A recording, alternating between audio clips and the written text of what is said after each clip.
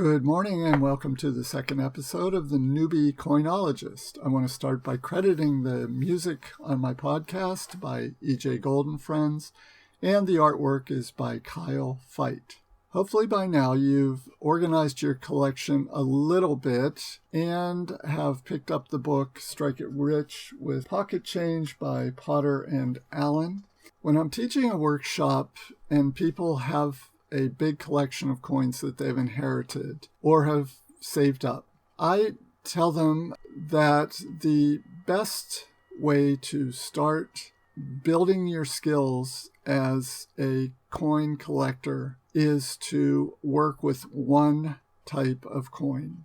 I personally feel that it's best to begin with pennies or quarters because pennies are very inexpensive to work with, and yet pennies have a lot of value. There's a lot of errors and there's a lot of different varieties. They're fun and they're interesting and they're well documented. Quarters, the same deal, and you also have the state quarters, which make them a lot of fun to work with. So our first steps are going to be based on that. You're going to separate all the coins into the different denominations, and you're going to make a pile with the pennies and a pile with quarters, etc.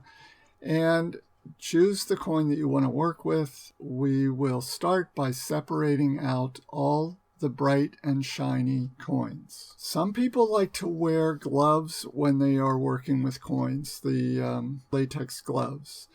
Other people just wash their hands a lot.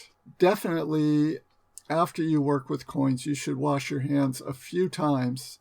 Okay, we've got the coins separated out. You've got a pile of coins. The value of the coin that you are looking at any given time is absolutely set. That value is published, it is well established, and it is based on the date of the coin, the condition of the coin, and whether there are any errors on the coin. The errors are made while the coin is being produced. Coins are graded on a scale of 1 to 70 in terms of condition. You're going to get better and better at looking at coins and seeing what the condition is and if there's any possibility for an error. It doesn't take a lot of special work. It just takes looking at coins, going through coins, and generally getting to know about coins.